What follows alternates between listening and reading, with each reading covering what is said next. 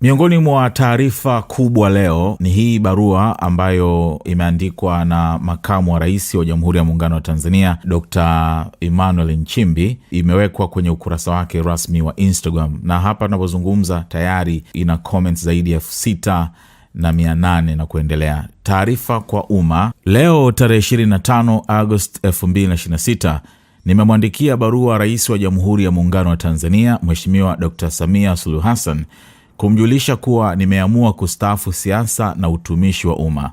Hivyo nitajiuzulu nafasi ya makamu wa rais wa Jamhuri ya Muungano wa Tanzania kwa kuzingatia ibara ya 50 kifungu cha pili C ikisomwa kwa pamoja na ibara ya 149 kifungu cha pili ya katiba kuanzia tarehe 4 Septemba mwaka 2026. Tarehe 27 Agosti 2025 nilimwahidi Mheshimiwa Rais Dr. Samia Suluhu Hassan kuwa nitamsaidia yeye na nchi yetu kwa uwezo wangu wote na kwa uaminifu.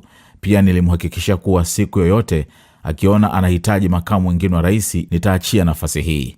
Nimejiridhisha pasipo shaka kuwa Mheshimiwa Rais anatamani mabadiliko, hivyo nimeamua kutimiza ahadi yangu. Kipekee namshukuru Mheshimiwa Rais na Chama cha Mapinduzi CCM kwa imani yao kwangu. Natumia nafasi hii pia kuwashukuru Watanzania wote kwa ushirikiano mkubwa mlionipa wakati wote niliokuwa katika utumishi wa umma, na wahakikishia kuwa nitaendelea kuwa raia mwema wa Tanzania.